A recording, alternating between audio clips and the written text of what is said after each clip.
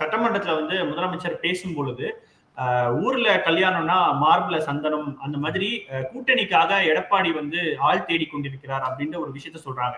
முதல்ல இருந்தே இந்த கரூர் சம்பவத்துல வந்து பாஜகவும் அதிமுகவும் வந்து அரசின் மீதான குற்றச்சாட்டுகளை வந்து தொடர்ச்சியா வச்சிட்டு இருந்தாங்க. பட் இந்த ஒரு விஷயத்தை மையப்படுத்தி அதிமுக வந்து விஜய கூட்டணிக்கு அழைக்கிறாங்க அப்படின்னு நம்ம எடுத்துக்கலாமா? முதலமைச்சரினுடைய இந்த குற்றச்சாட்டு எப்படி பாக்குறது? முதலமைச்சர் குற்றச்சாட்டு உண்மைதான். ஏன்னா முதல்ல சதி கோட்பாடு சொன்னது எடப்பாடி பழனிசாமி அவர்கள் தான். அவர் கரூர் சம்பவத்துக்கு போன உடனே பாடியெல்லாம் அவசர அவசரமா பண்ணிட்டாங்க அப்படிங்கிற மாதிரி அந்த கருத்தை சொன்னார். இதன் பின்னாடி சதி இருக்குங்கிற ஒரு கருத்தை அவர் சொன்னார்.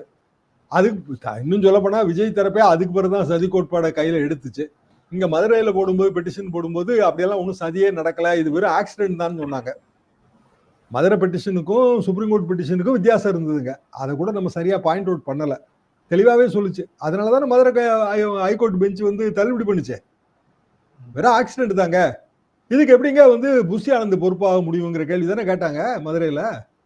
அப்போ மதுரையில ஆக்சிடென்ட் இல்லைன்னு சொல்லிட்டு டெல்லிக்கு போனோம்னா ஆக்சிடென்ட் எப்படி மாறுது? அப்ப அது வந்து டெல்லி தானே. அப்ப எங்க சதி உருவாயிருக்கு? மதுரையில வேற ஒண்ணு பேசுறாங்க, டெல்லியில வேற ஒண்ணு பேசுறாங்க. அப்ப எங்க சதி உருவாயிருக்கு? நடுவுல வந்து ஆதவ் வந்து தனி விமானத்துல பறந்து போயிருக்காரு. அப்ப எங்க சதி உருவாகுது? அதிமுக சதி கோட்பாடை உருவாக்கியது, பிஜேபி அதை ஃபாலோ பண்ணுச்சு. நோக்கம் வந்து தாவேகாவை கூட்டணிக்குள்ள கொண்டு வரணும்னு. ஆனா அது வந்து நிறைவேறாதுங்கிறது தான் என் பார்வை.